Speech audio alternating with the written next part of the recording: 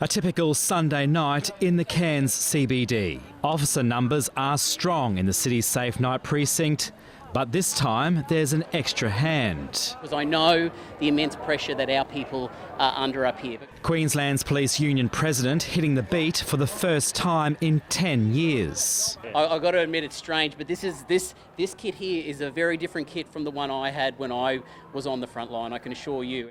7 News followed Shane and his colleague, and it didn't take long to come across some unruly behaviour. This group caught with alcohol in a public place, some of it disguised as water bottles. But the goon bag gives it away. Our police are out there patrolling every single day, and this is the kind of stuff that we're doing to make sure that we're protecting the community. Minutes later, a similar case just up the road. Just public disturbances. As you can see, people are highly charged on alcohol, as is normal in the Safe Night precinct area, and it doesn't take long when our police are patrolling and doing foot patrols and we come across this kind of stuff. Next stop was Cairns South Side. A suspected stolen car drove on the wrong side of Mulgrave Road in Warree, causing another vehicle to roll over just before midnight. 2 teens remain in hospital. Now, this is the kind of reckless behaviour that our police need to deal with every single day. He says officers were frustrated at the courts letting youth offenders off lightly and workload pressures caused by domestic violence. I started a 10 p.m. shift last night, and on the job list was 30 unresourced jobs. 2 of those were armed offender jobs. In a statement, the police minister said there are an extra 617 officers on the beat since the last election. Shane's next stop will be in Gracemere, just outside Rockhampton, tonight. Frank Russo, 7 News. Hundreds of kilometres away from the impact zone,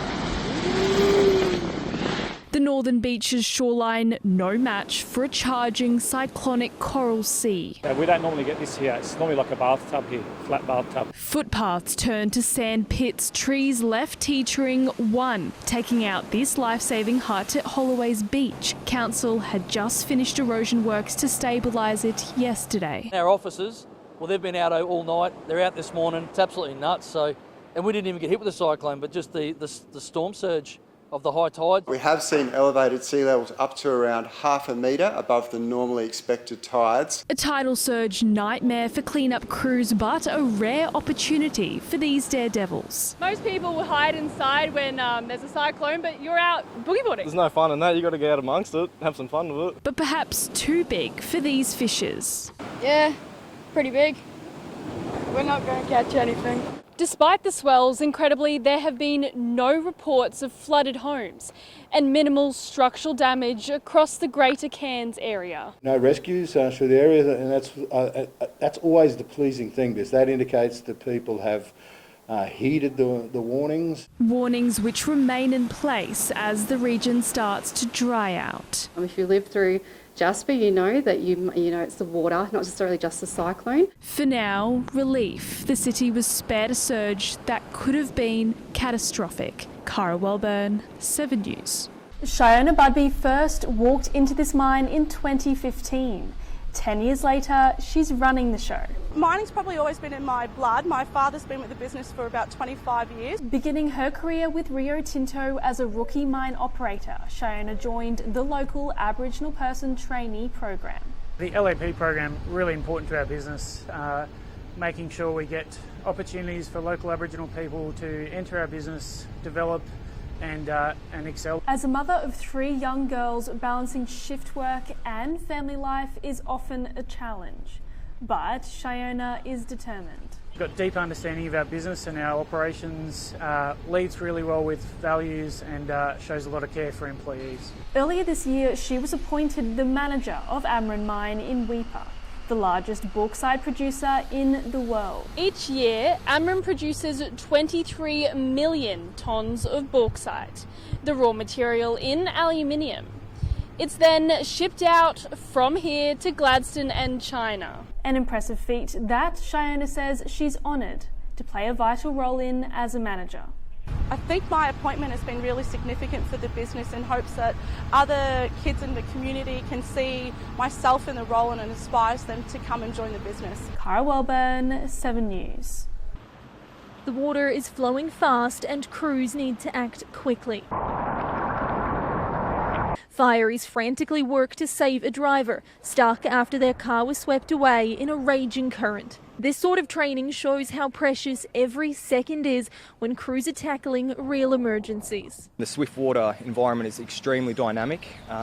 Every job is going to be different. We have to take it at a step-by-step process to get the best outcome for those casualties. 20 rescuers from across the state headed to the far north to brush up on their technical water skills. It's very pertinent these days. We have a lot of incidents involving vehicles being washed off causeways, roadways, people not adhering to the warning advice that's been given. Obviously, we've just had a big wet season. We may not see another one now for a year or two, but we still get cyclones, flash flooding, and we're always coming across vehicle rescues in those situations. This training facility is completely new, designed to keep up with the growing demand for water rescues across Queensland. But scenarios like this can be easily avoided. We're here training today for the worst outcome.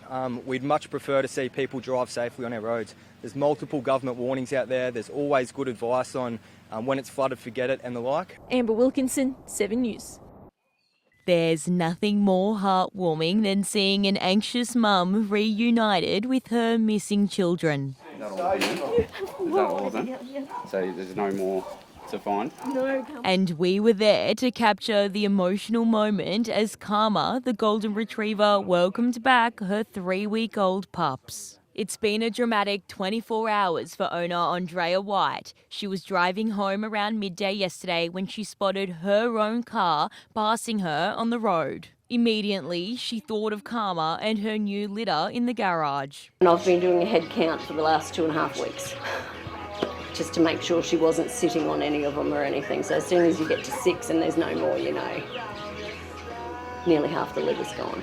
She came home to find the place trashed, her car gone and 4 of the pups missing. Friends and family stepped up, posting pictures and appeals online and even searching themselves. Police quickly honed in on a group of teens. Far North Police have worked non-stop over the past 24 hours to bring the last 2 pups home.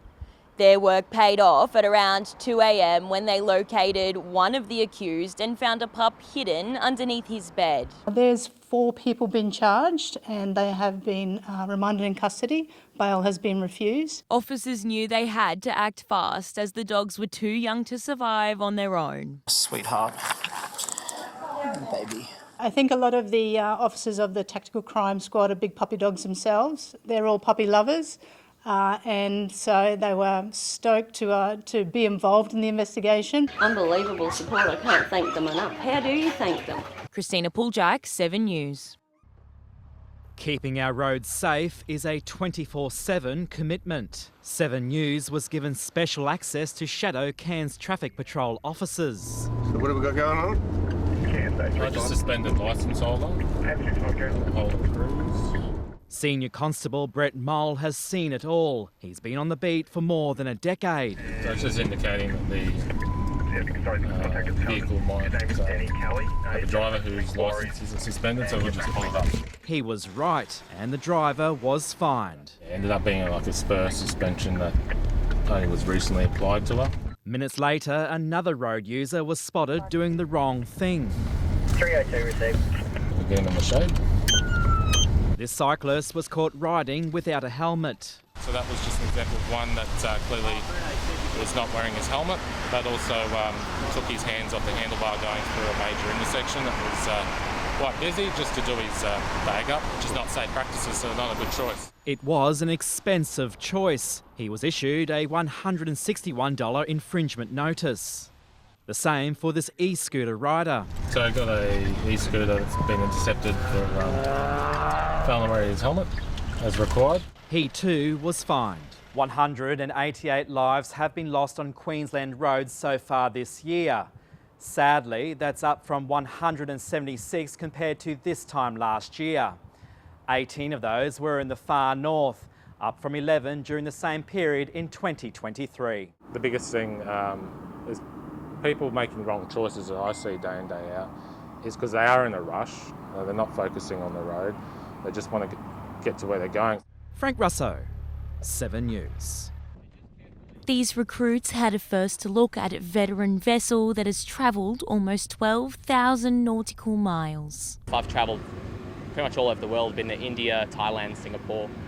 We're currently doing basically a circumnavigation around Australia. The HMAS Duchesneau has docked at the Cairns terminal before it continues its trip around Australia, finishing in Perth. It's really important to be able to get to places throughout Australia that we don't usually go to in order to show what we can do with our submarines. This submarine was one of the first to be fully designed by a computer and moves silently through the ocean. It was built by a Swedish Navy to be as quiet as advanced technology can achieve. Today, the crew shared what an underwater lifestyle is like in a nationwide recruitment drive. We take a lot of cadets, ADF candidates. We've had some schools come down today, and it's quite a unique experience being on these things. So people find it's not as bad as they perhaps may think at first. They also explained how it's an important asset to Australia's line of defence. It allows us to get into places that we would otherwise not be able to get into with a Navy ship. It also provides a strategic deterrent to any adversaries. Christina Pooljak, 7 News. Delicately dangling above her bedroom, these aerial artists are bringing a little girl's favourite toys to life. We each serve a different purpose in how she grows up and how she learns to interact with different types of people. To show how far the imagination can go of a little girl when she dreams about what her toys are capable of. It's the creative concept behind Aerial Dynamics' latest show, In Your Dreams. We're aiming to do an annual show because we've got such skilled artists. We really want to provide opportunities for them.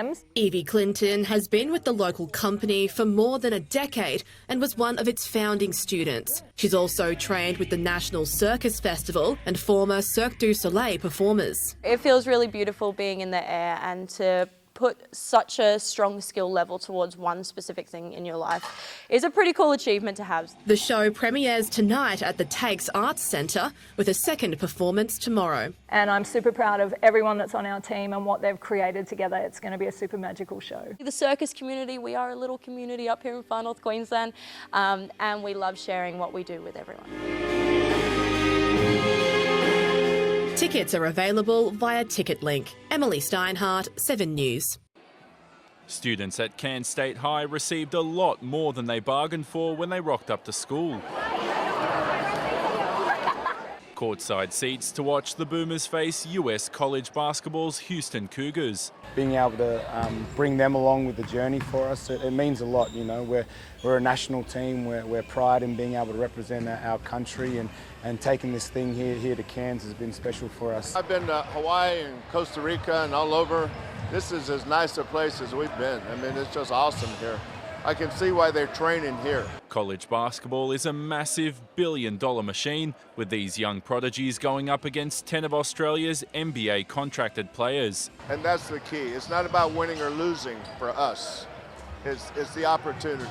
Boomers legend Paddy Mills believes the team has taken full advantage of their time in Cairns to bond ahead of this month's World Cup. It's a bond that's hard to explain. That camaraderie, that gel, that brotherhood in a sense, and what it means to be a Boomer comes into fruition. He's had a lot to do with this, and you got to look at the time that he's been here, how the Boomers brand has grown. Big man Jock Landale was seen rehabbing a sprained ankle, with hopes he'll be fully recovered ahead of next week's exhibition games in Melbourne. Jonathan Simon, 7 News.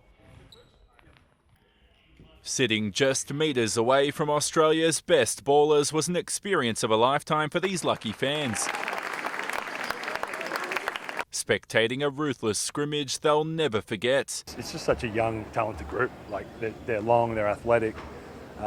Bit different to when we first came in. The Boomers squad was squashed to 15 with a trio of big men cut, including former Taipan Keanu Pinder along with Sam Froling. But the biggest shock was Thon Maker, who has 5 years of experience in the NBA. The guys are trying to make the 12 to go away to represent the country at the World Cup. These practices and this environment's always very competitive, and when guys put the green and gold on, it's a very healthy competition. Camp in Cairns ahead of this month's FIBA World Cup has included a mix of training and bonding. That's what what makes the Boomers culture so strong, and what makes this team so good is that the chemistry off the floor is just as good as it is on the court. It's included watching the Matildas' dream World Cup run, which could inspire the Boomers' own success. Any Aussie team, I think, should be behind the other Aussie teams, and they're kind of at the centre of it right now in the middle of their tournament. We'll be tuned in as a team, and hopefully they do the same for us. The Boomers will play the University of Houston Division 1 college basketball team on Wednesday. Jonathan Simon, 7 News.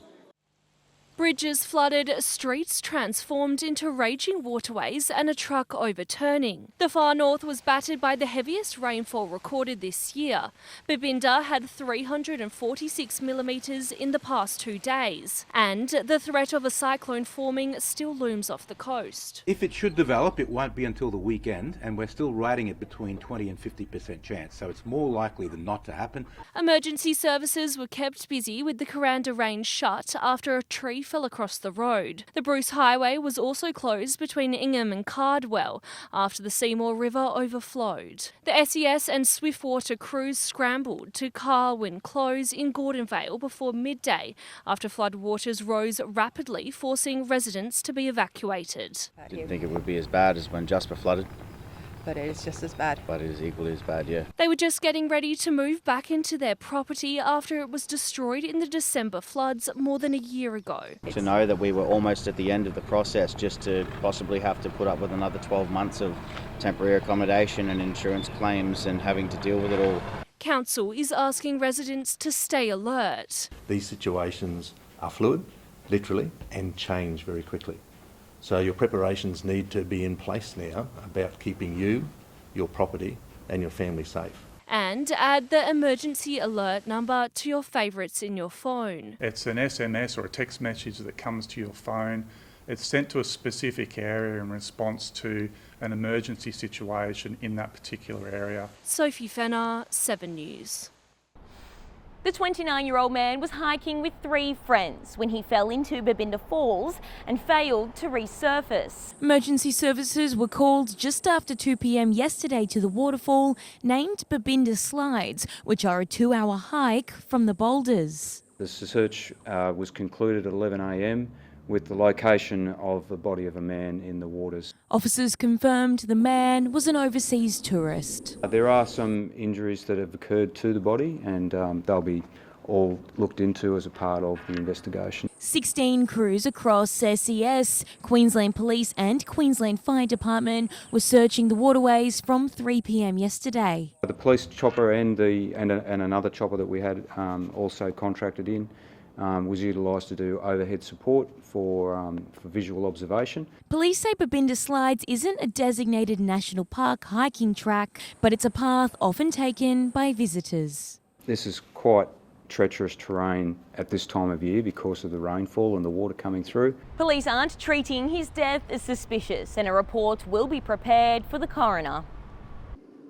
This military aircraft, named the F-35A Lightning, can reach 300 kilometres an hour in just 12 seconds.